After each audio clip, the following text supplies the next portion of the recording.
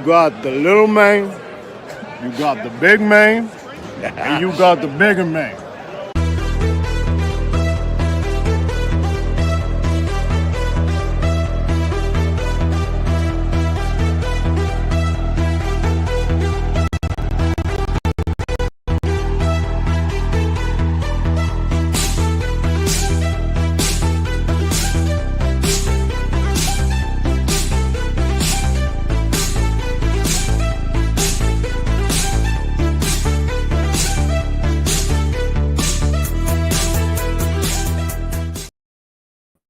I still got to update that open for, just these normal ones. Maybe in 2025 we'll have a different open. But anyway, hey, everybody, I'm Kellen Nitro. Welcome to Nitro's Maniac TV's Wrestling Unlimited and Nitro Takes live from recapping the 2024 WWE Survivor Series in Vancouver, British Columbia. It's an opinion and review. Joining me tonight, as always, me being the hardcore fan, I need my lapsed fan. It's Mr. TL. How are you, sir? I am very good, sir. By the way, that opening, I finally figured out who you look like in that cartoon. Yes. Do you know the magicians, illusionist, Penn and Teller? Okay. So Penn. Penn. Yeah. Yeah. The looks like Penn. The wisecracking big guy. I can handle that. I can handle that. Yeah. I can't unsee it now. It's Penn. Yeah. Well, definitely not Teller because I talk. So. Nor do you look anything like him. No. But that cartoon Nitro, it looked like Penn. It does, yeah. That's the AI imagining of us as wrestlers. So there we go. So yes, just have to for 2025. Maybe we'll make some tweaks and we'll do some more fun stuff with AI and whatever. Oh, but we just got it. No, I'm just saying we have it, so we can generate more. The pop vinyls were good. I like those. Yeah. I don't know. Maybe we could update those. We'll see. Yeah, get some new pop vinyl happening here. So anyway, we're streaming out everywhere. We're on both the Nitromaniac TV's Wrestling Unlimited Facebook page and the oldfreakingNitro.com Facebook page. We are also on the Nitromaniac TV Wrestling Unlimited YouTube channel, the mothership of all of the streams. See what I did there? Hello. I think I saw what you did there. We're also through my Instagram at Kellen Nitro, and big shout out and hello to everybody in the Elite Wrestling Society Facebook group. So get your comments in wherever you see a comment, and we will talk about the comments for tonight's Survivor Series PLE, which took place November 30th, 2024 from Rogers Arena in Vancouver, British Columbia, Canada. Yes, there we go. So I realized that's the right button for it. There we go. Boom.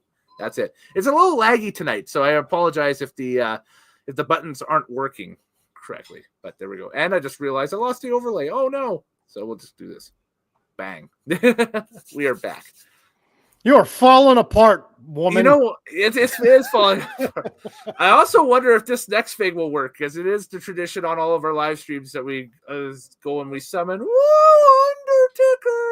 At the bottom of the screen is the Nitromaniac TV's Undertaker, with all the news, results, and times, match times, you name it, from tonight's past PLE, or all the past action on PLE. So there we go. Yes, sir. You got it. I'm sorry, am I supposed to say something? No, I just am rambling right now. So why are you rambling, good sir? We have things to get to. I'm trying to open my notes. I got a serious lag happening on the computer tonight, and it is causing me a little bit of consternation. We'll just put it that way. I'm not angry. I'm consternated.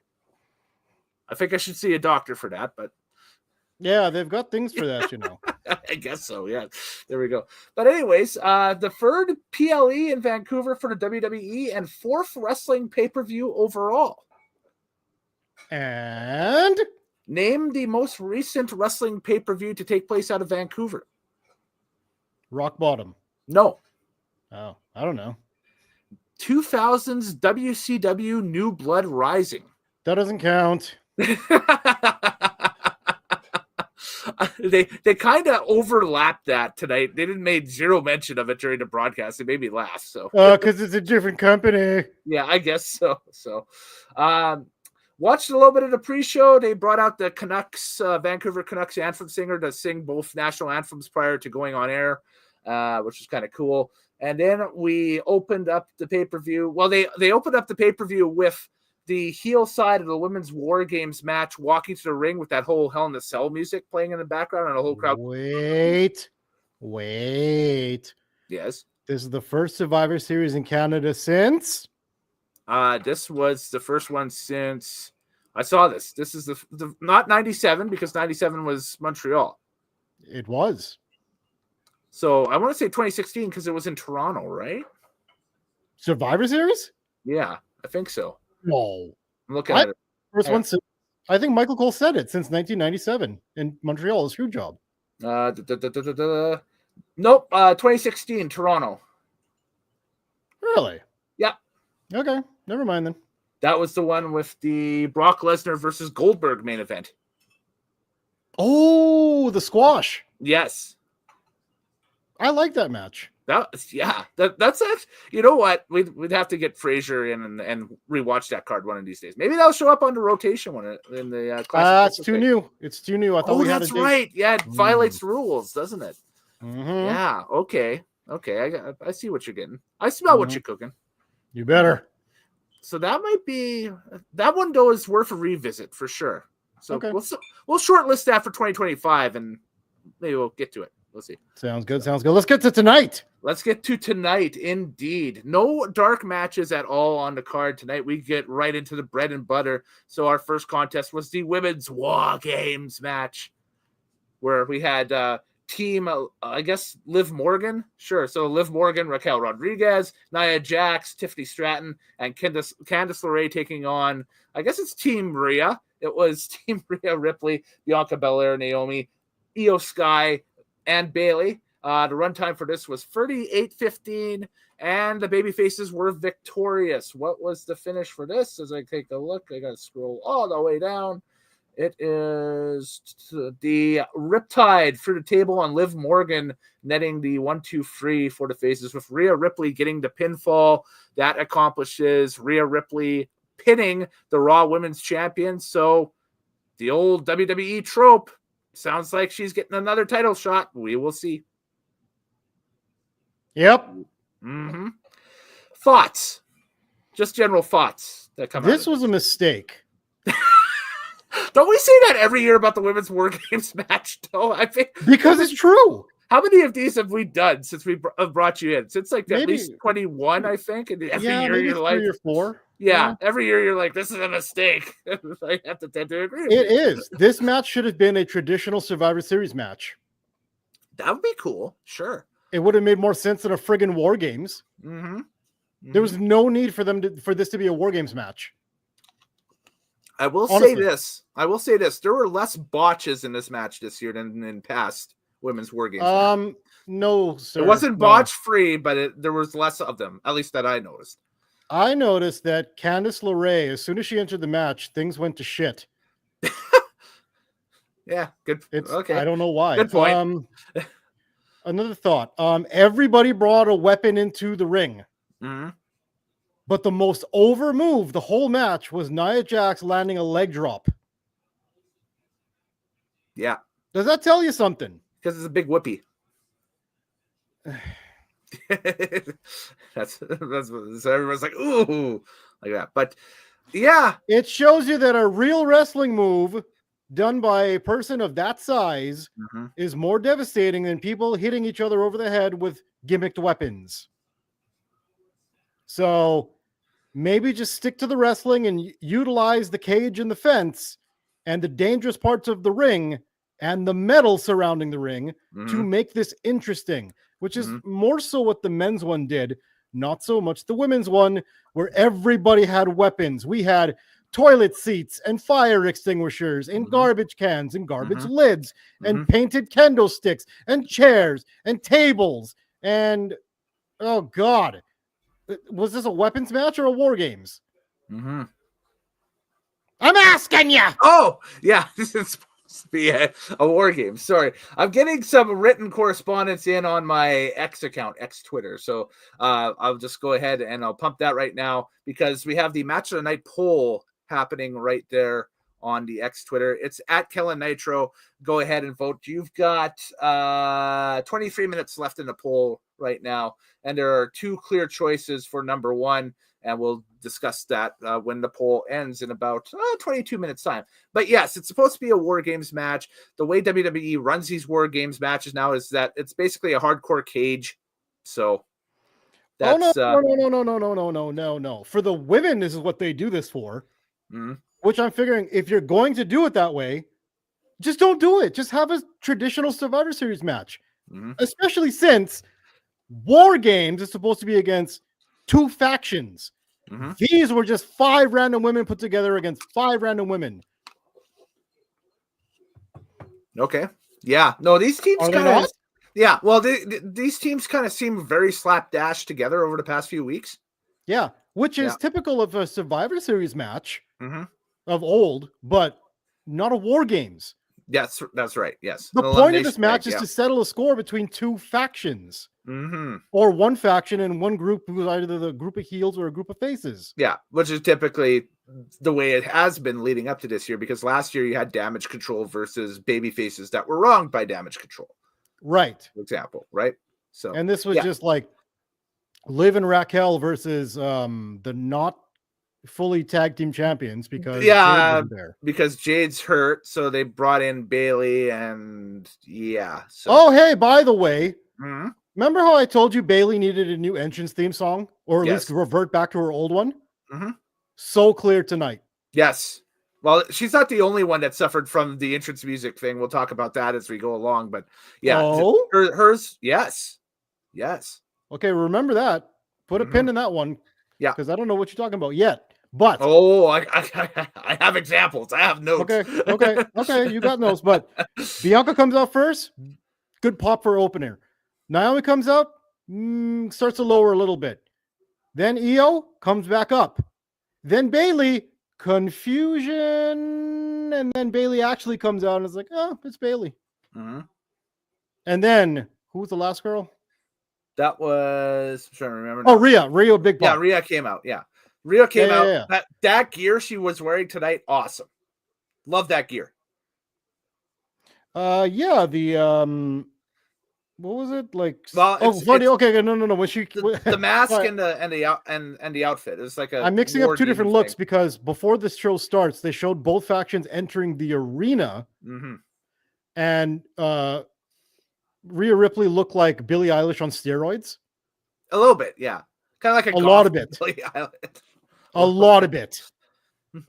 Like just inject that girl with some steroids and you get Rhea Ripley. It was hilarious. But then yeah, the actual ring, she was wearing a devil horn thing that come down to here to block her orbital bone, which she took off during the match to show that she's perfectly fine.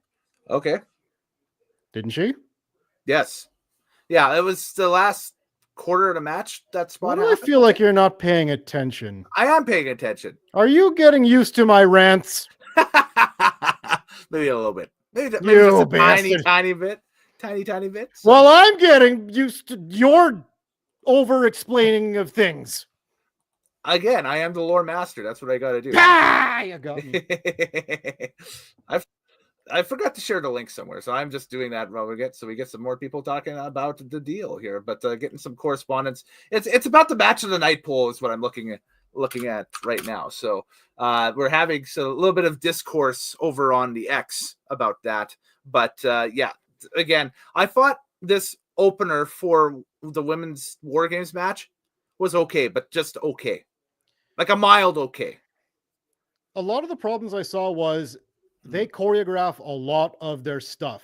They took a lot of time to set things up in that match. Yeah, it's like, okay, let me set up Painstakingly. this chair over this chair and lay this chair. I need you to stay down for 5 minutes. Okay, I'm back up. Can you get up now? Mm-hmm. It was way too, you could telegraph everything almost that was going on in this match. I hate when they do that. I hate when you set up spots and you're clearly setting up spots.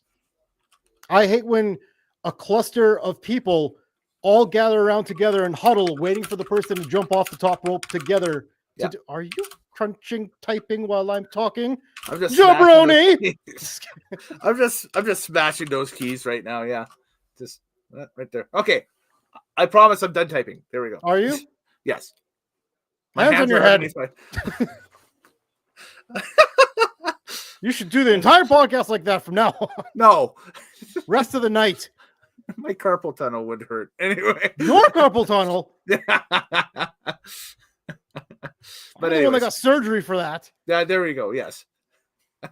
Talk about it. So, but yeah, I thought it was an okay opener. There was some spots. I mean, the Io Sky trash can dive mixed with the Tiffany Stratton Swanton was pretty. It took them painstakingly way too long to set up, but it was a pretty spot. You had 4 heels on one side waiting for Io to jump. Mhm. You had 4 faces on the other side waiting for Tiffany to jump.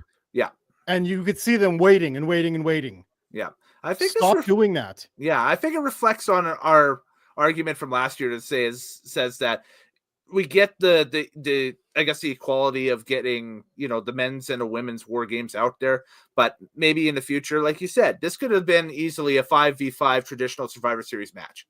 And I think it would really it would really pop the crowd, and I think that you really had the same results going through and that stuff, and maybe a little bit more freedom. That you could have made it a 5v5 Survivor Series traditional no disqualification match or something along the lines if you wanted to get the weapon play in too. How could you do no disqualification? Then it's a 5-on-5 tornado. That's a good point too. Yeah. So okay. Yeah, no weapons. Too many freaking I guess stipulations if I did that. That's the case.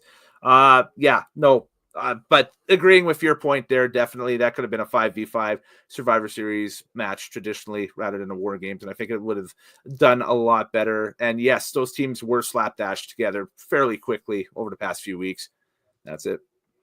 Yeah, to the point that they completely overlooked that Bayley and Io Sky were part of Damage Control until they threw them out and they had a match together at WrestleMania. And then they faced off in the ring. They're like, "Oh yeah, so we're enemies." Yeah. For sure. Definitely. So, going forward out of this, I guess we go ahead and we can book Ripley versus, I guess it would be Ripley versus Morgan somewhere along the line, but then Io has the title shot coming up. So, and Tiffany has the Money in the Bank, in the Bank. That was a fun little spot for when it happened. She pulled out the briefcase out of a garbage can. And then didn't use it as a weapon. No, because she was going to cash in. And then when she didn't, she should use it as a weapon. The problem is that I kind of got the spot. It was clunky, but I kind of got the spot. Is that she was going to cash in, but she had that moment of indecision on which champion she was going to cash in on, because both Nia and Liv were down. Who was she going to cash in on? And then Raquel came in and saw what was happening and said, "Hey, what are you doing? You're not going to cash in on Liv." And then the fire extinguisher came. Okay, the fire extinguisher was actually, I thought, was a fun spot because it created a diversion. Yeah, for somebody to handcuff Raquel Rodriguez's hand to the rope. Oh, she fell into the handcuff. She fell into the handcuff? She fell into the handcuff, yeah. How do you fall into handcuffs? I don't know, but she fell into the handcuffs. No. I think somebody put it on her while the smoke thing was going off. While the fire extinguisher. The way Cole and Graves made it sound on commentary is that that she fell back into the corner and her wrist got caught up in the handcuffs. No, that's dumb. That doesn't happen to anybody in the history of anything. No, I was just saying what I had. It makes more sense if Io Sky puts off the fire extinguisher, smokes out everybody, and in this blinding moment, that's when somebody puts the handcuffs onto Raquel Rodriguez. That makes sense. That's what I thought happened. Not she fell into some handcuffs. Okay. Got it. You can't fall into handcuffs. I'm sorry. It's a dumb idea. Hey, whatever. You got it. So that's fine. Is there anything else? Is there anything else of note that came out of this? I'm just trying to think. I think we've basically hit on everything. Again, I don't know. They'll probably re-up this again next year, but I don't think there's really a need for a women's War Games match anymore. Yeah, stop doing it. Bring back the traditional 5-on-5 Survivor Series tags and maybe just have the one. Yeah, if you're going to do a War Games, make sure it's against 2 actual teams. I wouldn't mind actually seeing an NXT War Games and a main roster War Games at Survivor Series. Why? Too. It gives the NXT brand some exposure, especially if they got something hot happening that people want to see. No. They get their own events. What do you need them to do in matches? I know. For? I'm just thinking just cross-promotional type Plus, stuff. that would be a dark match. Not really. Not if it's the opener. I'm not saying put them at the Why top of would the you? card, say put Okay, them in the opener. whoa. No. You're going to have a bunch of rookies who want to steal the show, open the show with a War Games match where they're going to throw everything at the wall. I can kind of see that. Maybe you put one of the mid-card matches first and then have them come up. No NXT War Games matches on the same pay-per-view. That was rumored for this year. Is that if they want War Games, they should have it on their own pay-per-view. Remember, this is still Survivor Series. This doesn't have to be the night of War Games. Yes, I do see. I'm looking at the logo right now in our thumbnail. There is the red and the blue for Raw and SmackDown. So yes, exactly. So there's no yellow. There is no yellow. The NXT don't need to be there, and it does not have to have a War Games match just because. Okay, fair enough. That's fair. Fight me, damn it! I'm trying to. No, that's just, that's it. If anybody's got any comments or questions, throw them up in the in the comment boxes. That's it. John Cena confirmed for the Elimination Chamber in Toronto. Big surprise, maybe ish.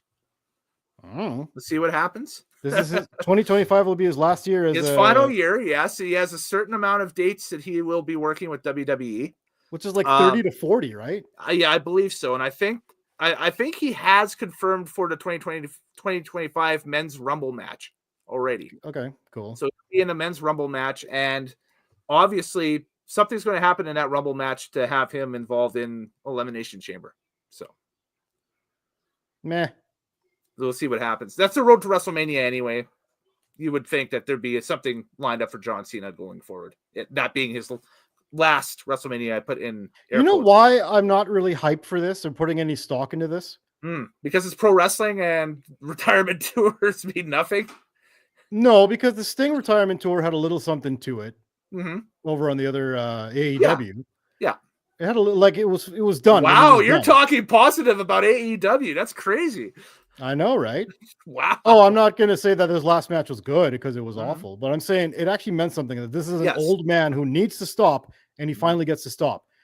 John Cena's calling it quits because he's moving on to Hollywood.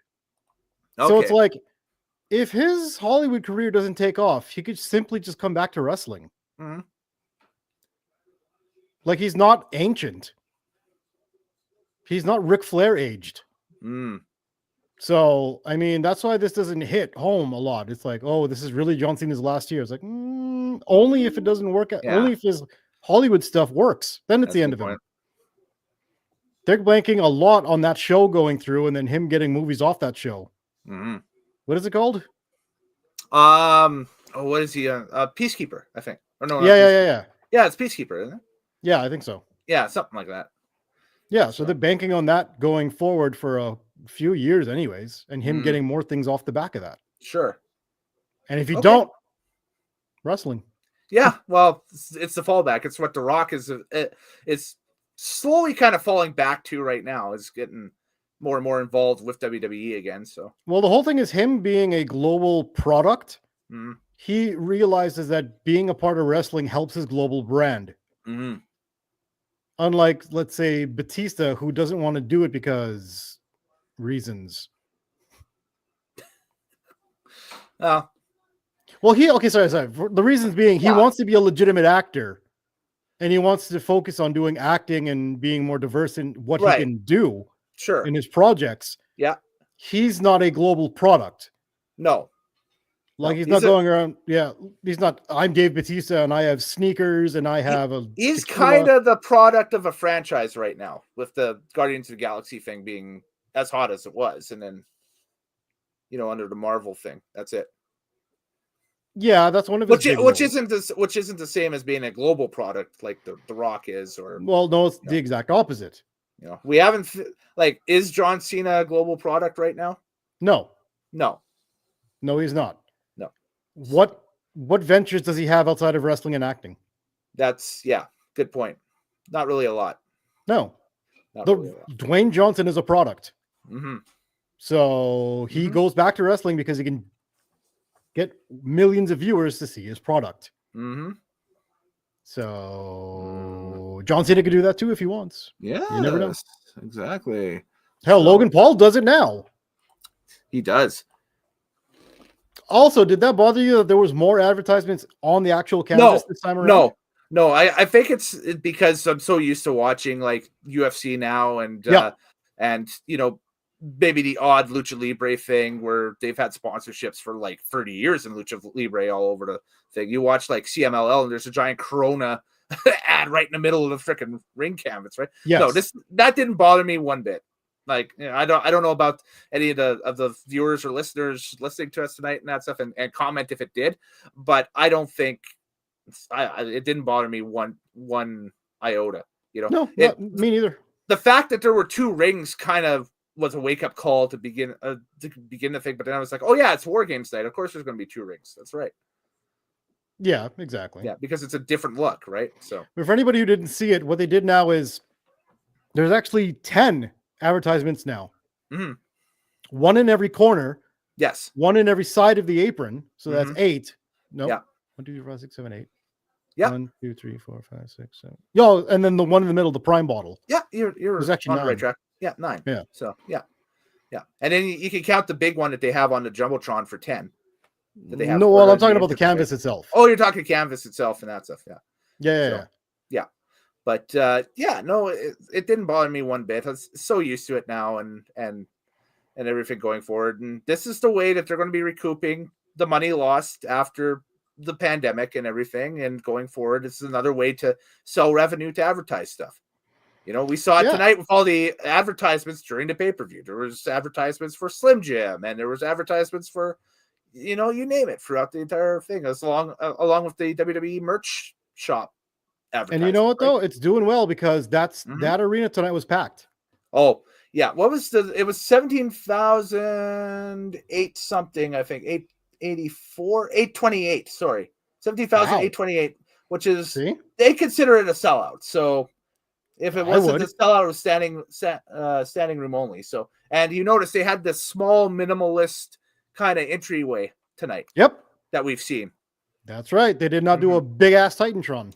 Nope, no big ass Titantron, no intricate entry set or anything like that. It was here are the two gauges for the two teams, and here is the entranceway. So that's what we got.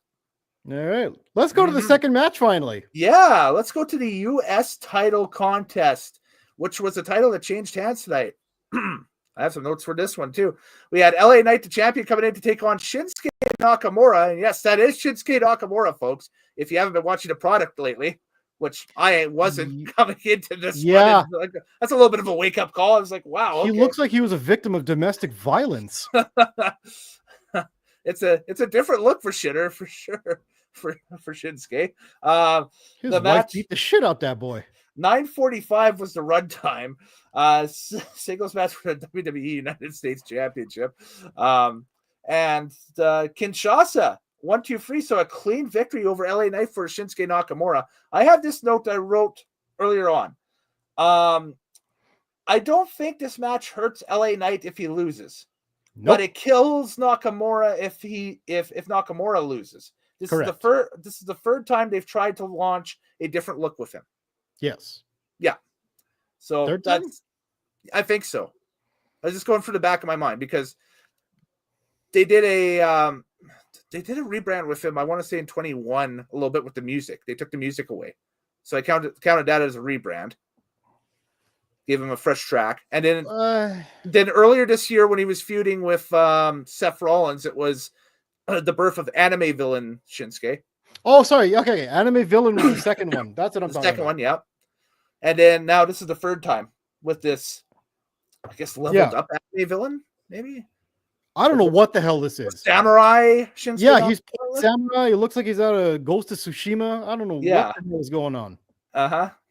He's got the Japanese flag as part of his intro, but it's Yeah. purpley and it's like a moon. It's not really a sun. Yeah, it's it's the sun. Yeah, that's right. blood Instead of the moon. sun, it's the moon. Yeah. It's wild. I don't know what to make of it. We got to give it some time. All the yeah. promos are done like an anime character, Mhm. where he just speaks Japanese and they subtitle it and they put it all in red. I put down it's good for the short term that they finally settled on something with him, because he was in limbo for the majority of this year. Yeah, what he they were was going to do, you know? Yeah, Like we it was had no almost idea. it was almost to the point where I was kind of looking at the sheets and that stuff, thinking, okay, is he going to jump back to Japan just to, go back to New Japan just because, quite frankly, WWE is going to Hideo Itami him and not have anything eventually? Wow. Hideo Itami. That just pulled that out of midair, but there we go. But yeah, I mean, it was refreshing. And of course, giving him the US title means they're going to give him a big push going forward, at least with the title for a little bit. And and a clean victory over LA Knight, over a guy that they were building majority of the year. That says something. I think that says that they want LA Knight to move up in the card. I think so. Yeah, I think they're going to start using him in 25 and maybe some. Do you see him in main events? I see him in main events. Absolutely. Yeah, absolutely. Potentially see him in some main events, and how hot he is with the crowd. So I see him as being an act on Raw and going after someone like a Gunther. So a switch to a brand. Well, we'll see what happens. Yeah, because I don't see him feuding with Cody Rhodes or the Bloodline. He doesn't mix in there. No, if anything, he'd be an accessory if they tried to do that. Like which is he'd what be he an is right accessory now. to something like this, like War Games or something like that. He'd be the extra guy on the team, right? So, yeah. But for Nakamura, he's not gonna. I don't think he'll have this long. Match itself, bad, good, or no? It was good. Yeah, I thought it was good. It was a good match. Those are two solid wrestlers who know what to do. Yeah. I think the problem with Nakamura, the problem that the WWE has with Nakamura, he cannot cut a promo in English because he's Japanese. Yes. So they keep going to these Japanese things to try to get him over. They can't just have him in subtitles. Stereotypical foreign heel trope with WWE. Exactly. And even though there's no issues with that, they're still running with this because they figure he can't get over or get a connection with the crowd. But at the same time, he had a bigger connection with the crowd when all he was doing was dancing with a really cool entrance song and going to the ring and having these amazing matches. So if you need him to talk, why don't you just give him a manager? Because there's also the trope that baby faces don't need managers. Which it makes about as much sense, I should say, as the foreign heel tropes that we see in that stuff out of WWE, which is no sense. But yeah, there's that trope that if you're a baby face, you should be able to cut a promo. Except if you're from another country, then you need a translator. You need a manager. I mean, I'm not saying I'm disagreeing with you at all. I'm just saying that's the trope with it. So, well, this is a new era in the WWE, and they should get rid of tropes. Yes, get rid of these stupid old tropes. All right, let's move on to the next one. IC Triple Threat, and this has got a lot of chatter about this online when it comes to our match of the night poll. So this was the Intercontinental title triple threat match where we had Braun Breaker, the champion, coming in, taking on Ludwig Kaiser versus Sheamus. Very interesting dynamic here. 2 heels, 1 face in this contest, with Sheamus being the overwhelming babyface and Breaker and I guess Breaker is a tweener. Okay, yeah, I was going to say I would have him classified more as a tweener than anything else. Kaiser, of course, heel. Oh yeah, because he's got still the Imperium thing happening and that stuff with Gunther. This match ran 14:25. Braun Breaker, man, keep making things happen in this match, dude. He's got the moves. He's got the crowd. He's got his own little catchphrase. Everybody's doing the woof woof thing, just like his dad. Yep. I mean, he could do whatever he wants. The crowd's going to get behind him. Did you dig the Steiner Brothers inspired gear he was wearing tonight with the numbers and the neon and the day glow? Cool. Yeah, that was really cool. Yeah, for sure. But you can hit all your notes on this one because all I have to say is banger. Okay, this one was a absolute banger. I enjoyed the heck out of this match. It was very good to excellent. Yes. I've got Breaker with these are just the highlighted spots that I wrote down. Breaker with a monster shoulder tackle on Kaiser on the outside. And when I say shoulder tackle, he legit got up on a guy. I think Kaiser's about 6'5" or 6'6" with lifts in his boots. And Breaker got up to shoulder level and took him out. Like, dude, scary athletic right there. Yeah, absolutely. Like, I saw the height on the TV. I can imagine what it was like in house, but I saw the height on TV and man, sick. Yeah, absolutely. And then later on, Breaker with a monster dive over the announce table, over top of Graves and Cole on Sheamus and Kaiser. Which Cole actually said, "Holy shit!" He's warming up for that Netflix run, man. I think so.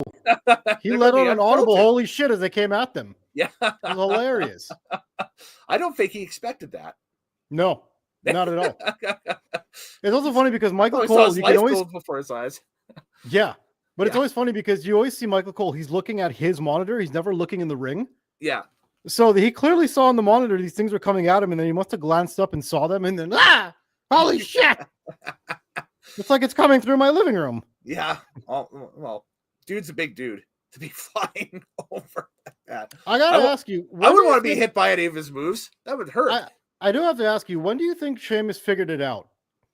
Like, he knows how to do these matches now, like a professional, like a true veteran, to do these hard-hitting matches. Yeah.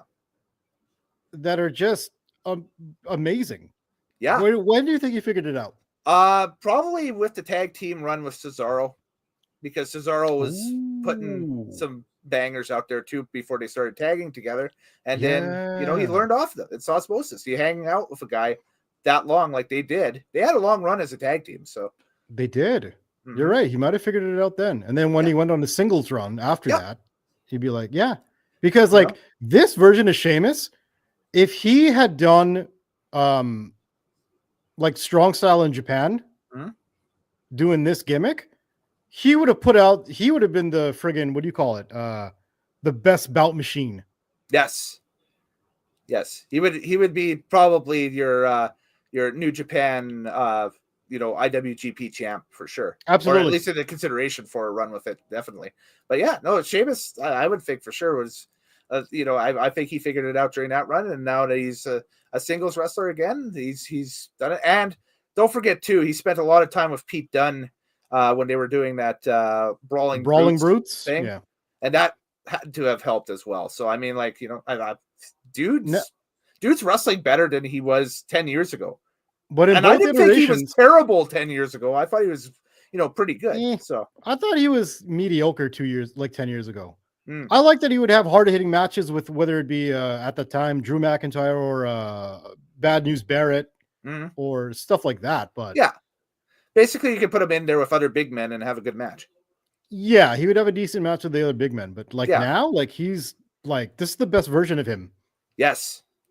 We won't have him for long because this is him coming off of a super long injuries. Yes. Yeah. There's a lot of spinal issues and stuff like that with him. But if this is his last kick at the can, he's going all out. And man, this is a run to remember because absolutely they go to strap him with a singles belt here. If not the IC title, maybe a US title. So which is the one he's never held? The one tonight, the IC title. Okay. Yeah. I believe. Yeah. So we'll see what happens. Maybe Braun does the favor for Sheamus somewhere down the line for a short run, and he can check that off his list and then move on. So yeah. But yeah, no, great match. Mm-hmm. Great match. Great match. Speaking of moving on, let's move on. One more thing from that we got on Twitter at Brian Cheeseman at B Cheeseman says, reporting live from Vancouver, can confirm triple threat match was a banger. So there's somebody from in-house that enjoyed that. So there we go. Beauty, shout out to you. Yeah, there you go. Hope you enjoyed the matches tonight, Brian. So we're moving on. We are going to our next thing. And that was the WWE World Heavyweight Championship match. We had Gunther, the champion, take on Damian Priest. And so the runtime for this bad boy was 19 minutes and 20 seconds. Gunther retaining the belt. We had some skullduggery from Finn Balor getting involved. And then Finn Balor got wiped out by Gunther. Because, I like that, actually. I didn't mind... good for getting involved and taking out Balor, because they explained it well on the broadcast that Gunther wanted to beat Priest by himself and prove that he could beat Priest by himself with no interference, because since Gunther lost to Cody at Crown Jewel, his confidence has been shook. Yeah. So but he still took the win after Balor interfered. He did. Oh yeah, because he's a heel. But he's a heel that's losing grip on reality a little bit. So, I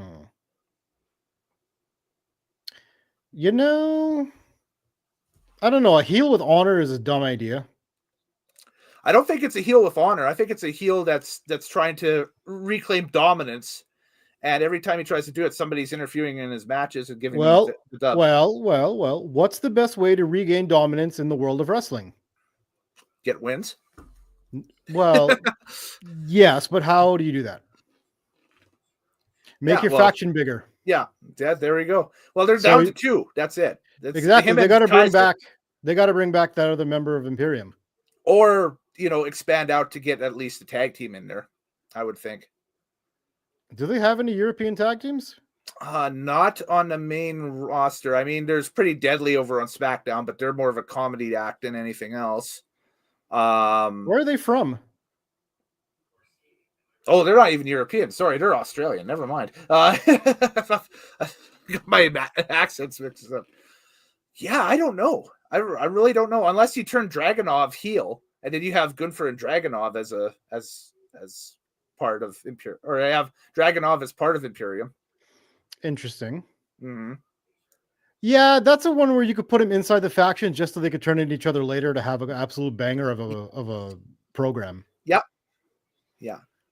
But then where does that leave Kaiser? That's the thing, right? Who cares? He's 34 years old. He ain't figured it out by now. He got a little chicken neck. I know. I'm just... Same like Giovanni Vinci. Who gives a shit? Yeah, that's true. Him who loses in 8 seconds in front of us. How dare he? Yeah, and then never seen again. That's right. Yeah. Neither have you seen Apollo Crews ever again. Mm-hmm. Mm-hmm. So yeah, maybe go out and get a bigger Imperium, and that's how you dominate and have your little run with the Bloodline. And then if you beat the Bloodline, whatever version of the Bloodline, then you implode where Dragunov takes on Gunther.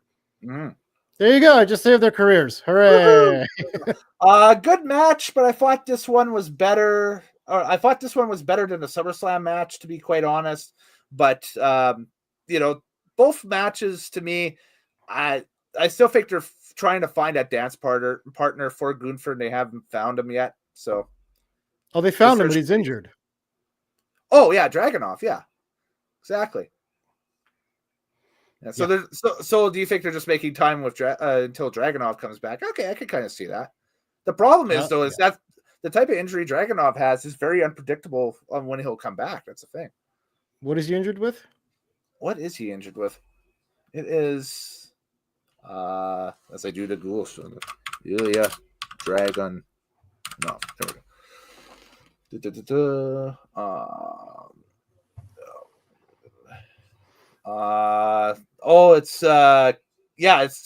It's concussion-like symptoms. So, so that's why I'm saying it's unpredictable right there. So, yeah, because we know from the hockey world and that stuff how unpredictable that is for people to come back. So, yeah.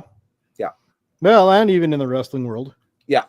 Concussions kept Adam Cole out for a very long time. They did, and just recently came back. So, but I could kind of see that, sure. But it is Rumble season coming up in about a month or two. So, well, in a couple of months, I should say. So, yeah, or potentially Marks and returns. Braun Breaker and Gunther would be pretty good. So there was a question during the post-show conference tonight. Somebody asked Braun, did he have any aspirations about going after the World Heavyweight title on Raw? And he said that his primary focus was the Intercontinental title. Somebody then followed up that title.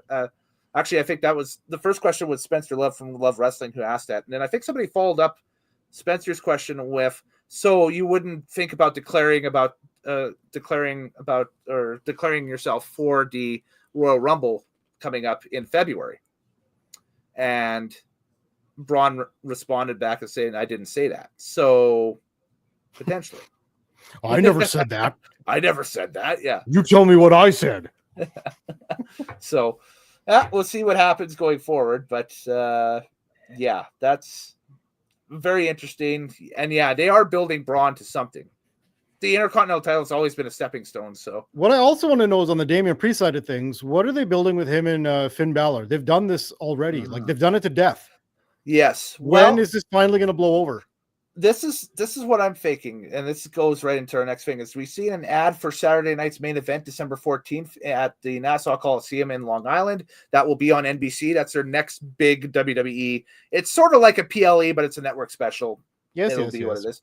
They're going to be doing that more often now since they've moved to Netflix. Their broadcast TV time slots, I guess, exclusively will be Saturday night's main events that we'll see. Cody Rhodes versus Kevin Owens for the Universal title is announced, but that's the only match that's been announced for this, along with the finals for that women's US title that they're doing on SmackDown. Yeah, it's happening that night. So I'm thinking that Balor Priest is probably tailor-made for the undercard for Saturday night's main event. That's not what I asked. What I asked is, when is this going to finish? Oh, God only knows. I don't think it finishes that Saturday night's main event. I think that I don't see it being a Mania match. It's going to be, it'll finish on one of the B pay-per-views. There's no steam left in it. Yeah, well. People saw this. I think people saw this side and went, oh, God, again? Maybe an eye-rolling moment. Yeah, okay. Yeah, because it's, again, Finn Balor and Damian Priest. Mm-hmm. It's like, we get it. You guys were Judgment Day, and then you broke up. Yeah. Now you've been at each other ever since, but not really, because it's indirectly, because one is main event tier and the other one is too small. Mm-hmm. Like, finish this already. Let these guys move on to something else. Mm-hmm. And kill the Judgment Day. It's useless. It's kind of more bubbling now than anything else. Yeah, they're not the big nasty mall goths that they were last year for sure. Well, no, because it was supposed to be. I mean, the big names of it was Damian Priest, Edge, and Rhea Ripley. Yeah. And now none of them are in that faction anymore. So what is the point? It's basically Finn Balor's goon squad at this point. And it's not even. And really, Dominic doesn't need to be there to be a heel. No. You've got Dominic and Liv and Raquel Rodriguez kind of their own thing, which can be their own thing. They could be their own thing, yes. Yeah, they could just be heels that people don't like. Yes. They don't need whatever is left of the Judgment Day. Carlito?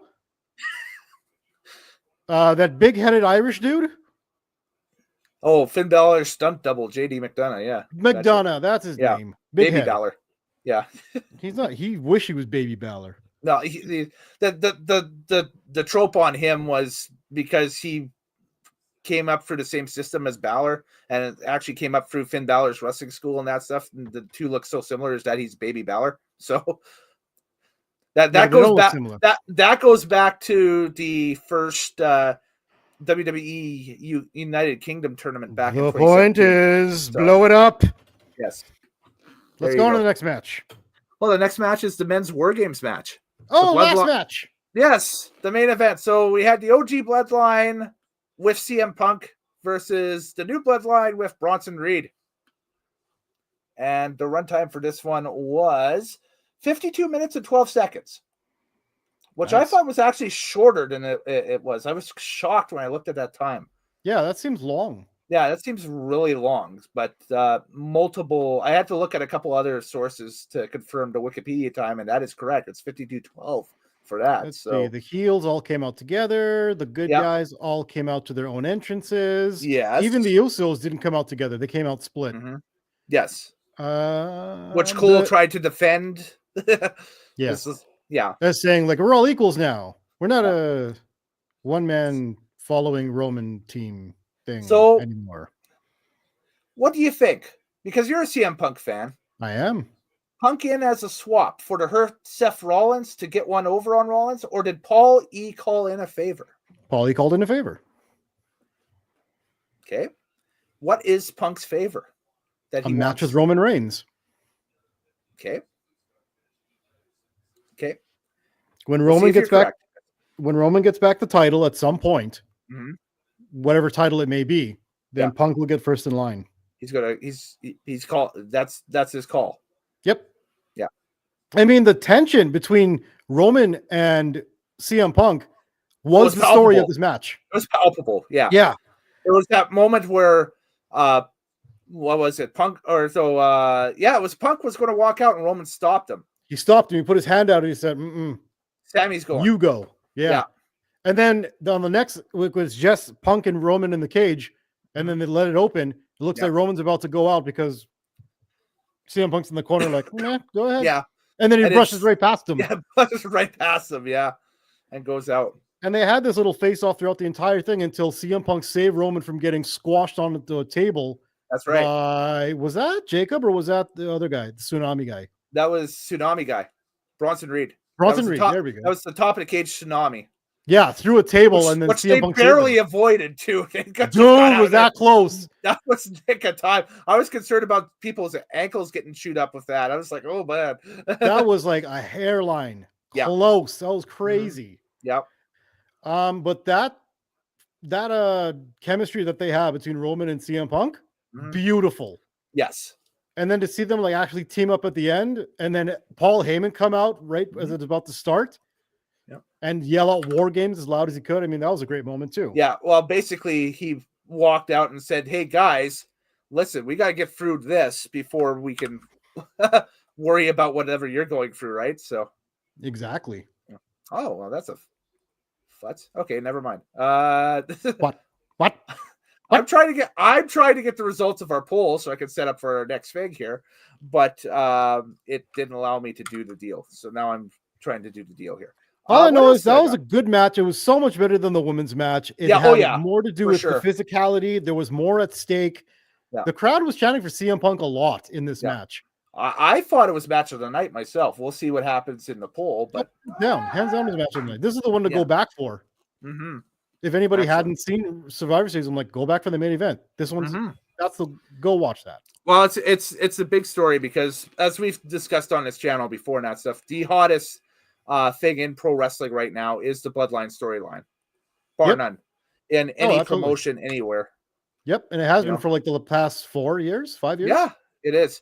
It's getting to the point now where it's going to potentially pass it has already, I think, surpassed the NWO storyline from the hot era of WCW in longevity, right? You're right. 97. Yep. 8, 9,000. Yeah, dude, it surpassed it, I think. Surpassed it. It's older than that now. So And dare I say, the Bloodline faction, this whole storyline is better than the NWO storyline. mhm. I'm saying it. I think it is because it's got, it's had more twists to it for sure. And It's it's been done. more consistent. It had never been diluted or watered down. Even Yep. when they broke off and made their own bloodline, their old G bloodline came back. And that's Yes. where we are right now. And it's not like the new bloodline was filled with, kind of, cronies or weaklings. And that Now, stuff or whatever. now, you call them the Great Value Bloodline. I did. You did. I did. Okay, so you The- did think that they were a bunch of jobbers, even though They they did, weren't. but they've proved to be over the they've dropped the great bloodline or the great value bloodline. They're the Diet Pepsi bloodline now. So No, for God's sake. So, Anyhow, go back Yeah. and watch this match. There's a lot of Yes. good stuff in it, a lot of great physicality, a lot of good Right. spots. Nothing looked ultra choreographed like the women's no, match. no, it was very smooth. The spots were fairly quick, but that's what you get when you get 10 pros in there like that. God, how good is Jacob Fatu? Yeah, Jacob Fatu is unreal. That's The your athleticism, the charisma. This guy's a future champion. that's your world heavyweight champion on Raw probably in the next couple of years. Him and Braun Breaker or him and Gunther. Holy crap. Oh. Sign me up. Yeah. Let's review people want those that. matches. Those will be fun. Yes. Also, how great is Roman Reigns? Everything he does is like a movie. Yes. Every look, every movement, nothing is wasted. Yes. The way that he climbed the cage to get in because they locked him out, so he couldn't get in the match Smart. initially. It was awesome. Yeah. That was a great spot. And he did a dive. I did. Yeah. He did What's a the top rope dive to take out that bloodline. When's the last time you seen Roman leave his feet? 2000 and never. Yeah. No kidding. Like, man, he is greatness Mhm. at this professional wrestling shit. Roman Reigns is greatness. I gotta say, I love the ending with everybody on the OG bloodline hitting their finish, including Yeah. Punk. Yeah. Yeah, to take On out Solo. Solo. Take out Solo. Yo, Solo's underrated. He's good. He's very He's so hateable. Yeah. But not in a way it's like, I don't want to see this guy. And it's like, I want to see him get killed. good. Mm-hmm. Like it's the perfect heel reaction. Mm-hmm. He is so good at it. And it's flying so far under the radar. Mm-hmm. Yes. Yeah. No, it's to me. Fight me, damn it! I can't. You're with the bloodline stuff since day one. You've been spot on, and I've agreed with 99.9% of what you said, if not 100% of what you said with it, because it's just so good, and this will be the storyline that we remember from this era going forward. This is the all timer. It is. I don't know, man. That one where Sami Zayn finally got the acceptance of the bloodline in that War Games, that was good too. But no, I'm saying the bloodline storyline in a whole, because there's so many beats to it and that stuff. I'm saying from day one of Roman coming back with Paul in 21 to now. It's basically the modern bloodline storyline, right? That's that's what we will remember as this decade's storyline. Yes. Not shutting any future storylines, coming up, in 2027 or 2028 or anything like that. But this still has a ton of mileage to go. That's the crazy part. This is the first salvo between the pretenders to the throne and the actual group. But Roman still doesn't have the Ula Fala. Right, which means he doesn't have his spot back. That's right. Solidified. Yeah. And he doesn't have the belt either. So I mean, that's another. And he doesn't really have CM Punk, who was integral into getting that win tonight. Mm-hmm. Mm-hmm. That's such an interesting concept, too. Man, they got some good storylines coming out. They basically set up some stuff for 2025 out of this one tonight. And are we also allowed to say how good, good everybody was? Yes. The brothers kind of canceled out between the Tongans and the Usos. I'd still like to see a tag match between the Usos and the Tongans. I think that would be a lot of fun. I don't think the Tongans have done enough to warrant it. Whether it's on SmackDown, like if it's even a throwaway match on SmackDown, I just want to see it. That's all. Well, it would be. That would be just a throwaway match that you always have. Yeah, of course. But Sami Zayn was pretty good in this one as well. Mm-hmm. He kind of got lost in the shuffle, not going to lie. Mm-hmm. And CM Punk was amazing. Mm-hmm. Mm-hmm. His performance tonight was stellar. Yes. Yeah, for sure.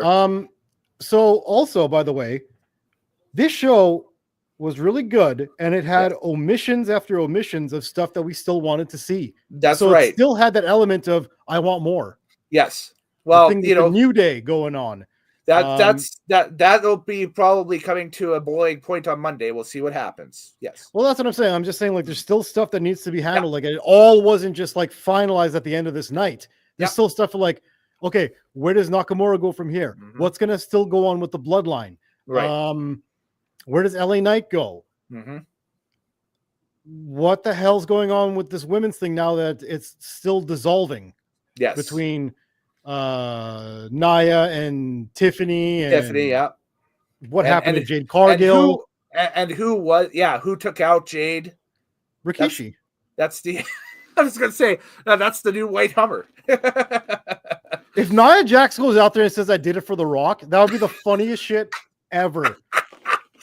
That would be the greatest thing ever. And The Rock comes back. I did it. Well, no. Just so she said it as a joke. Just to be like, I did it for The Rock. I did it for I did it for the people. I did it for the people. Oh, that'd be so goddamn. funny. Almost had water coming out of my nose there when you said that. That would've been Orton and Kevin Owens.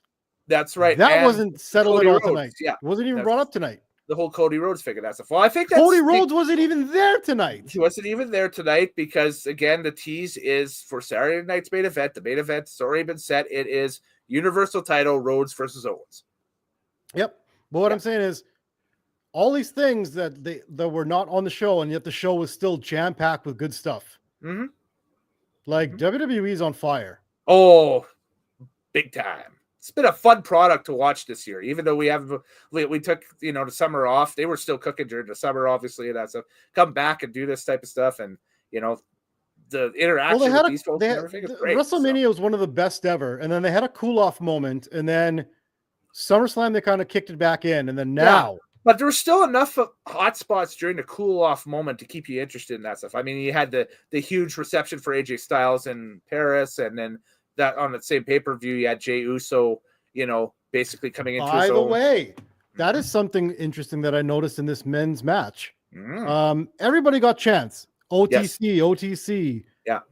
Jacob Fatu got some chance in there. Yes. CM Punk got some chance in there. Ole for Sami Zayn in there. Not a lot of yeet chance. Right? You didn't hear after the entrance. You didn't hear a lot of yeets in that match. No. Go back and watch, and you'll be like, "Oh, check that out. Yeah." There's not a lot of yeet chance going. No. On. What's going on here? It's weird. Maybe that's a Vancouver specific thing. I'd have to see more of a track record. By the way, hot crowd tonight. Very hot crowd. Which it is. When you come up here to Canada with a big wrestling like this, you'll get one. Vancouver's they kind of suck. But they were chanting for JT Miller, who's a injured hockey player. Right now. Yes, one of their own. But I mean, show, they're an uppity kind of group. Yeah, out there in Vancouver. But tonight they were very vocal. They wanted to chant. They wanted to really take over the show. But I mean, they're not very united because they're Vancouver people. But anywho,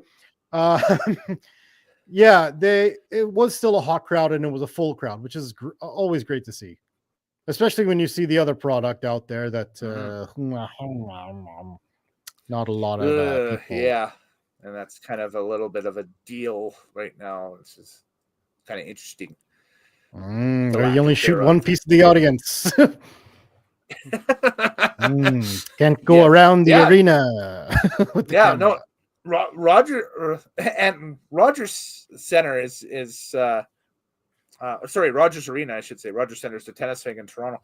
Rogers Arena is a fairly big size arena. It's where the 2010 Olympic men's hockey tournament was held and that stuff. And if you watch a Canucks game, that's where the Canucks play and that stuff. And it's a fair size arena. It used to be where the Vancouver Grizzlies played basketball until they left town. So they left town. Yeah, that's correct. And everyone's like, "What about the Grizzlies?" It's like, well, you didn't show up in the first place, bitches.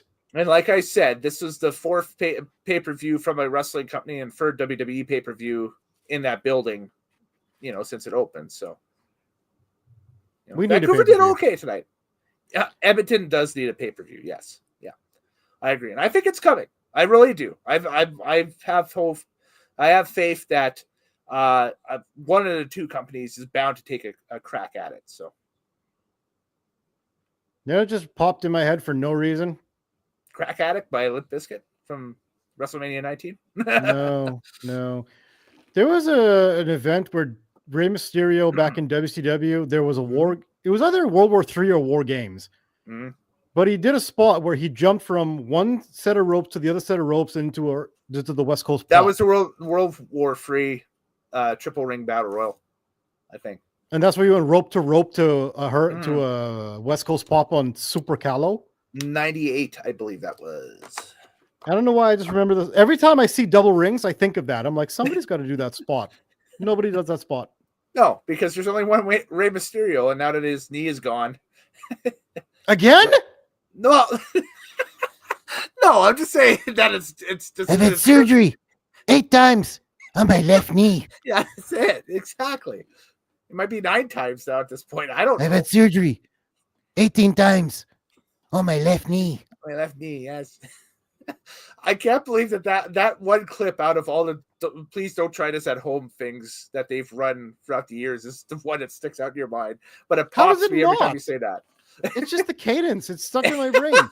It's such a weird cadence. I know. And the real line is, I've had surgery 6 times in my left knee. yeah, isn't it like 5 or 9 or something? I have to read back and see. it was see 5 that. or 6. It was 5 or 6. It's 5 I or think it 6. was Yeah. 6. Surgery 5 times. I've had surgery 5 times in my left knee. That sounds about correct. Yes. Well, anyways, shall we look at our match of the night poll? Yep. Okay, so I mean, if you- yeet. yeah, if you go to my Twitter at Kellen Nitro after every show, watch for the post, and I will post up our match of the night poll, and you can vote on your favorite match of the night. And so tonight's runaway winner was the men's War Games match with 81.8% of the vote. The Woo! women's War Games match was number 2 with You people are wrong. 18.2%. And a shout out because it didn't fit on the poll, but the math didn't math up. And besides, it'd be third place anyway. The triple threat IC title match was the write-in vote. It got a couple of votes on Twitter, Hey, so I'm going to give that the first. That place. should have been on the poll instead of the Damian Priest match. Okay. Then I'll take Because that was a banger. responsibility That for I can't say that about the Damian Priest and Gunther match. I can't say that was a Yes. banger. Yeah, well, I just threw that one on there because that was for the world heavyweight title, and then the other two was I had to I pick a think you secondary. forgot. No, I think you did. there are 4 title, or there's 4 options on Twitter. If I go I to know. I know. If I go to And I Friends, think you there's missed the 4 triple. I think you forgot the triple threat. wow, Mm-hmm. wow, Yeah.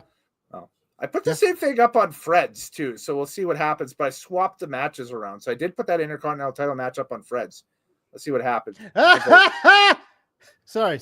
I just saw some. Something funny on the screen. Oh, on the TV? Should I tell what it is? Yeah, go for it. Okay, so in the background, our Edmonton Oilers are playing a game, Mhm. and it's in intermission, and they show the aerial shot of our arena from the outside. Is it our arena or is it Colorado? Well, they're in Colorado tonight. Is what I'm to close your story off there. Oh, but it said Rogers. Oh, Weird. But anyways, it was green. It wasn't snow. okay. Green out. That's an HD video error right there. I've done enough broadcasting on the TV side to know that. Like, That means they thought they was slick, like they can get away with it because of the No. nighttime shot. it but- happens. It was like so green and lush. I was like, you liars. Mm. Yeah, it's definitely not the time of year. By the way, we are slowly creeping up in the Eastern time zone to midnight. It'll be officially December the 1st in 15 minutes in the Eastern time zone. 25 days till Christmas. I know. Santa. And you know Oh what, my God. and you know what December means? Christmas? Virtual Christmas simulcast time. Ooh. The wildest stream of the year is coming. Stay tuned. Wild. Wild. Yes. That's where we all get together and have a Royal Rumble on here between the racing people and the wrestling people. That's right. Whose a good one. cuisine will reign supreme in 2024? Oh. Yes, especially if you get a drunk Craig on here, that'd be great. He's like the secret weapon. He's the Jacob Fatu of our podcast. Yeah. I hate to admit it, but he totally is. Oh, we got to give the rating out of 10 for the show. Oh, So, okay. I will go first. Go I ahead. will go first. I'm going to give the 2024 Survivor Series a 7.5 out of 10. A 7.5 out of 10. To me, the one thing that hurt the show was there wasn't any surprise elements to it like there was last year. Oh, yeah. the surprise elements of like, would Randy Orton return? Would he be a helpful part of the face war game side or whatever? And then of course the speculation around CM Punk returning, and that return that made that show kind of an all-timer. I think we discussed that anyway last year's review. You can go check it out. This year, not really a lot of surprises. Kind of some stuff that you expected to happen did happen. The matches were good. The only surprise, was Finn Balor, which sucked. Yeah, and that was you didn't want to see that. It's kind of a wet fart. I really thought Drew McIntyre was going to show up somehow to screw over CM Punk in this War Games. Yes.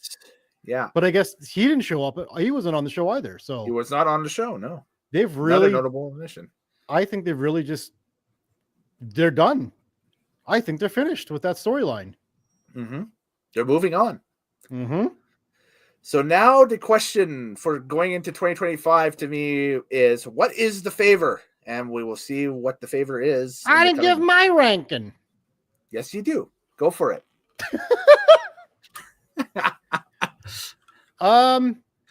This might be the first time ever.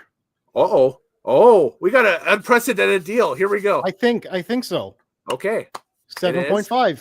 Hey, we tied. Yes, I think for the first time ever, we have the same number. I think so. I don't think we've ever. I'd have to go back and look at all our rankings, which don't could do that. Take a Let's while, just, but you know what? Nobody's going to do it. No one's going to back check it. Whatever we say is the truth because it's happening right now. 7.5 out of 10. This is a very 7.5 out of 10 show. I felt. Yeah, because you know what? At the end of the day, you're going to always skip over the women's match. You were going to go right to the end to see this next chapter of the Bloodline. You got a banger in that triple threat. I was going to say strong middle card match. You know, you're going to go and that main event delivered. You know, definitely for sure. And we'll see how this whole LA Knight Nakamura thing goes. Because if this is the start of something good with Nakamura, then cool. And if it's not, then oh no, yeah, then it could be potentially a oh my god, misstep. A major misstep. Yeah, you know, with a guy who's had too many missteps already, which is kind of So time will tell what happens with the legacy of that match. But as of right now, that instant classic of a main event. Yes. So 7.5. We are in agreement for what I think is the first time ever. And who's going to back check it? You, the viewer. You're not going back. No. Wow. So I have a few messages here on the X, Twitter that we'll get to here. That's it. We have one from @DaveChed text again. I think we know who that is. He says, he says the triple threat was by far the best match. So his vote was for the IC triple threat. It was a very hard-hitting match, and I said that it should have been on the poll. You had a mistake. I screwed up. Yes, you did. Admit it. It's very valid that was a match of the night, but I like that main event more. But that's why we all got opinions. There's no wrong ones. Unless you voted for the women's match, and you were absolutely wrong. Which I can't tell now if those were genuine votes or just trolling votes, but we'll see. I don't know. Well, if you genuinely voted like that, then you're a troll. That's how that works. And we have a question from Carly over on X as well, basically asking, why was the show so early as a start time this time around? That's a good question. Okay. Tell us, Mr. Nitro. Yes. So this is something that they will be experimenting with in 2025 is earlier start times. It's something to kind of set themselves apart a little bit, especially going to Netflix. Why? Because they feel that going to Netflix, there'll be more people catching it video on demand than they will live. Why? Because that's Netflix's bread and butter is video on demand, obviously. That's what they've made their billions on, right? So what I'm saying is, what makes them think that going earlier is going to be better? Flexibility and easier to reach international markets by going earlier in the day in North America. You just said international markets in North America. Yeah, if they start earlier in North America, like it's like today's show started 4:00 Mountain, 3:00 Pacific. Yes, and 3:00 Pacific is where the event took place in that time zone. Which equals, if you go Eastern Seaboard, that was a 6:00 start, correct? I think so. Yeah. like that. Yeah. Yeah. Yeah. So that's They right did in it so prime time. people have things to do after, on Mhm. on a Saturday. That's You right. can do other things and watch this in the evening. Mm-hmm. Hmm. All Yep. right. Yep. And then also same Fred Carly brings this up as well. Says seems like they finished early for something else on the schedule. Thought maybe a UFC event. Maybe a reason to the earlier starts is to accommodate future late UFC times.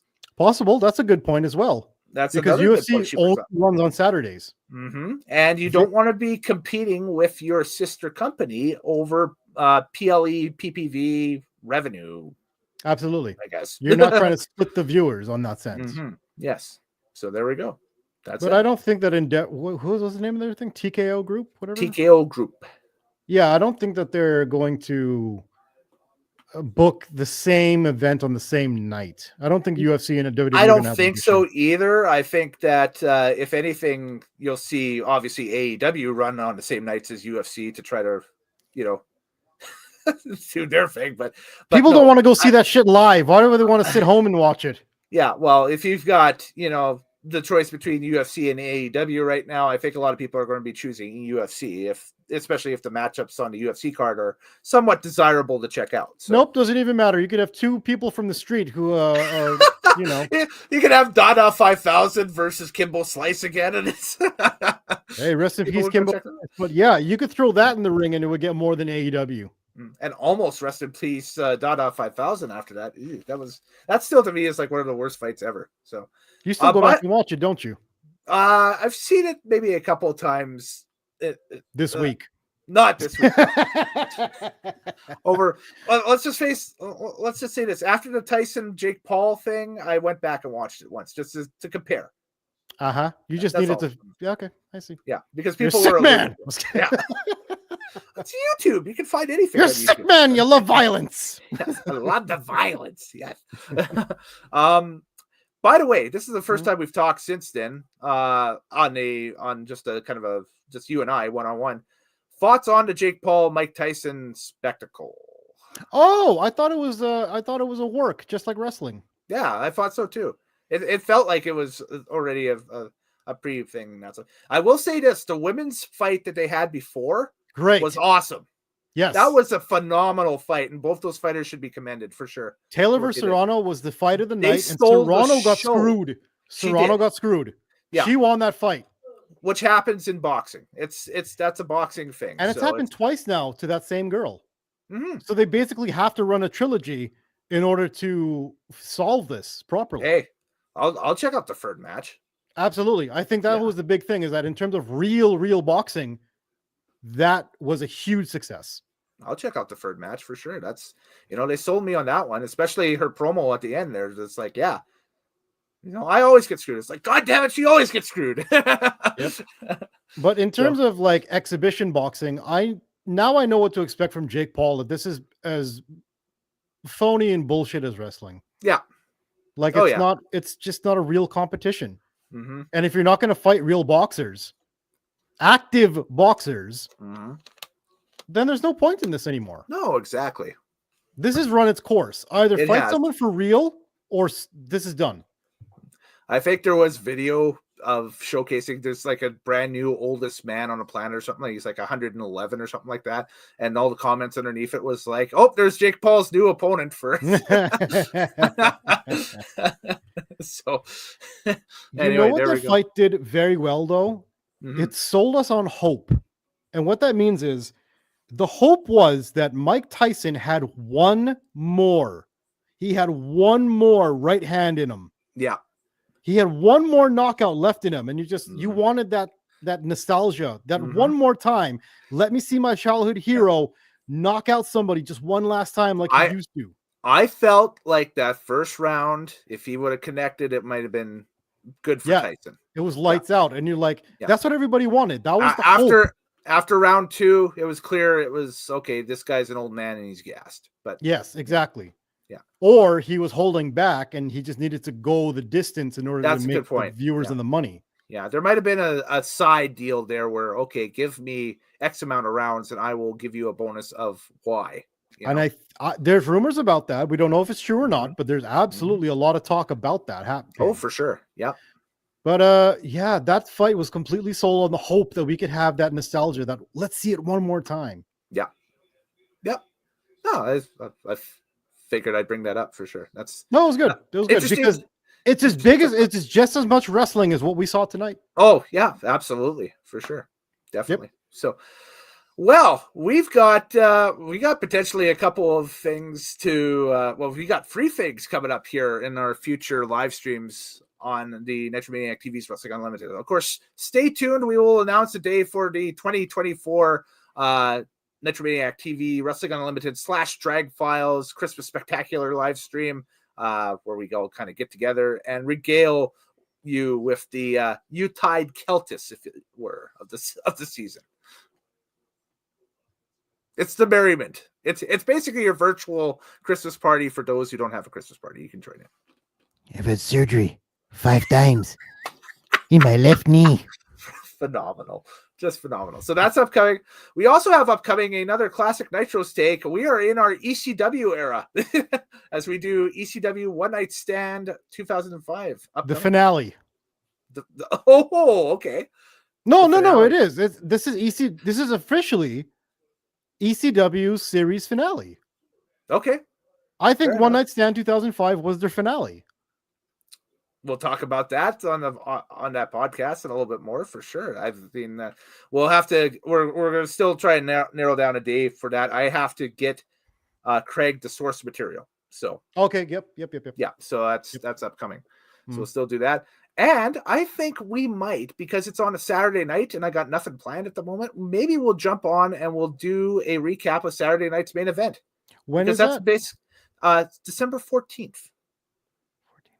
I might have plans. We'll see. Okay.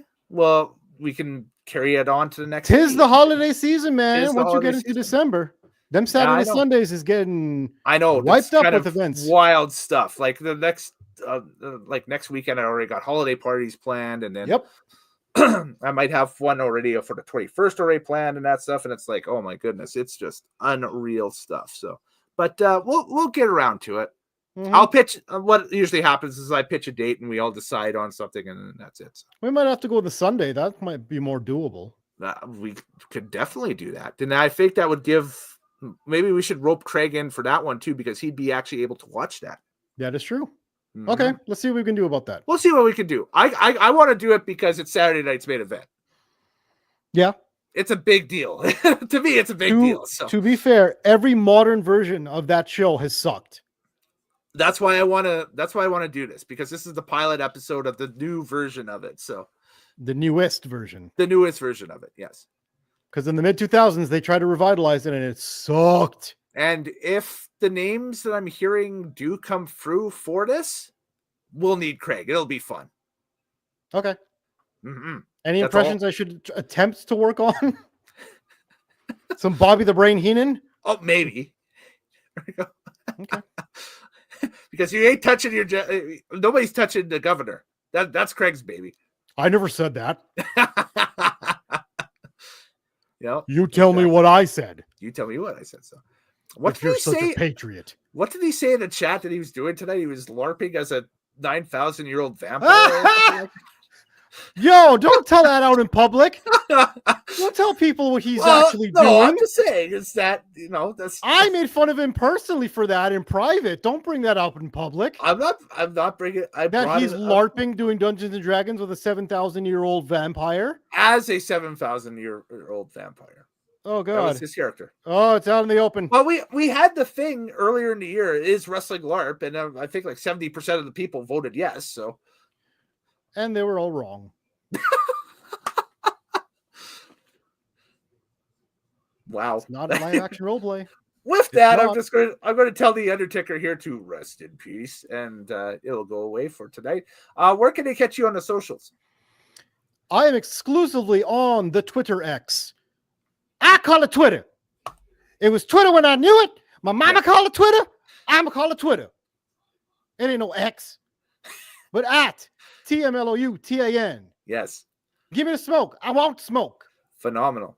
Fight Right me. on. I'm everywhere at Kellen Nitro, so you can go ahead and follow me on Instagram. If you're watching this on Instagram tonight too, by the way, flow to follow as well if you found the live stream on Instagram. And if it's you all were over the place. listening to this and not seeing this, that is at KELLEN NITRO. NITRO. Good point. A Yes, lot there of people are be spelling Kellen wrong, like Kellon, like you're in Milan, Kellon. Yes. like watermelon. But it's Well, it's over- Kellen. The link tree's over my shoulder here too. So if you're watching But this if on you're video, listening but if to you're listening, this, yes, you can't see that. that's right. It is Fair enough. Kellen Nitro, not Kellon. KELLENNITRO. Very good. It's got a There we go. jingle. I like it. That's it. There you go. Like it's like KELLO. Kello. No. It's Kellen Nitro. So there we go. Your blood type if is you- Jello, isn't it? Yeah. If you have a request. Damn it, I walked into that one, everybody. Yes. I actually didn't walk into that one. I kind of more slammed my vehicle into that one there. I think I Icy kinda like the pushed you- roads. I think I just pushed you into oncoming traffic on that one. Yes, exactly. So, anyways, if you have a question or comment that we didn't get to, or if you have an idea for a show that we should review in 2025, because the new year is fast descending upon us, NitroManiacTV@gmail.com is the email. Please get in touch with us there. No AEW. Linktree.com/Kellen Nitro for all of my links to all my cool stuff. That's my stipulation. No AEW. That's right.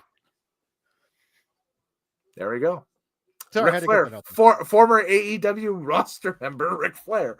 He never fought. He just got beat up once. And I do want to give a quick shout out to my buddies over at lovewrestling.ca, twitch.tv/lovewrestling.ca, and also a big shout out to Spencer Love tonight, who was part of the press gallery in the post Survivor Series press conference. Got to ask Braun Breaker a couple of questions, like the one I had alluded to earlier about the potential of him stepping out right now for a world title shot with Gunther, and of course Braun's Is all his wrapped last up with that name- IC thing. Spencer Is his last Love. name really Love? It is. Like That's like, a like, shoot. like Buddy Love? LOVE. Yeah. LOVE. You don't know who Buddy Love is. I thought you said Brother Love. No, I said Buddy Love. Oh, Buddy Love. Do you know Buddy Bud- Love? Maybe. It rings a bell, doesn't it? Buddy Love. does. Yeah, Buddy Buddy Love. Love. Buddy Love. That's, It sounds so familiar. I don't know exactly where, but I know where Buddy Love came from. I thought you said Brother Love, and I thought you were doing I didn't say the best- Buddy Love. I said Buddy Love. Buddy Love is Eddie Murphy's skinny persona in The Nutty Professor. Oh, okay. Yes, Yeah. that's what it is. Right on. Yeah. Thank you, NutriShake. Anyway, Amazing. Well, thank you to you for coming in tonight. This was a great stream for sure. And we're going to do more, like I said. And I want to also thank the viewers and listeners, because November, since we started doing the streams up again and that stuff and everything, has been by far our most successful month when it comes to interactivity with people asking questions, with downloads, with listens, with views. We're trending upwards, and 2025 is going to be a huge year for the channel. I can feel it. yes. booked it. Yes. Thank you to the viewers. Thank you to everybody who's been watching the podcast, everybody who's listening to the calls, Yeah. everybody who's around the world. Oh, yes. Yes, yes, yes, yes. Buddy Love. Buddy Love. I love it. Buddy Love. So if you sign your name on like the No-Till Motel as Buddy Love, I'll know exactly what the reference is. Hercules. Mm-hmm. All right, we're done. Let's cut it.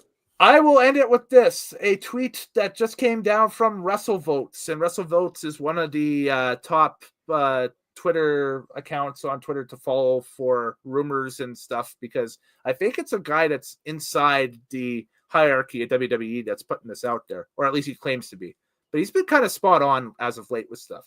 Says, tonight marked the unofficial start of the most important and unpredictable stretch in WWE history.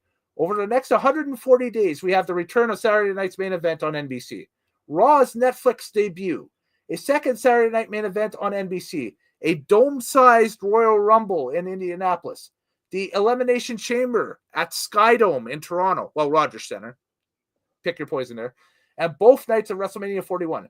So if Survivor Series felt somewhat underwhelming to you, it was likely by design. And I thought it was still a good show. I thought it was very good. Was it underwhelming? No. I don't think so. Was I it thought it overwhelming? delivered. I think it was whelming. It was. I feel whelmed. I feel whelmed inside. I feel whelmed. I feel whelmed. Yeah. I feel So- very whelmed. And I think a lot of the talk is they felt that the crowd was maybe a little bit quieter in Vancouver than it was. Bullshit. They were elsewhere. chanting. but they this were is chanting awesome. loud. Yeah, Everything. They chanted Yeah. everything tonight. They They were were very hot. vocal. they were a very hot crowd. Maybe turn up your speakers, you trolls. Yeah, buy better headphones. You're Or listen on those to a little real earbuds. sound system.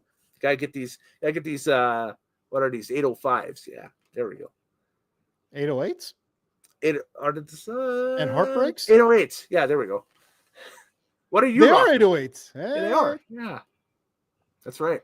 I've 808s had these and heartbreaks. I've had these 808s for years. You don't know what The- 808s and heartbreaks is, do you? This was my 5-year anniversary gift from work. These headphones. Did you take it from work? No, Oh, okay. they were offered to me, and I gladly accepted. I took things from work. Yes. But I've also had surgery 5 times in my left knee.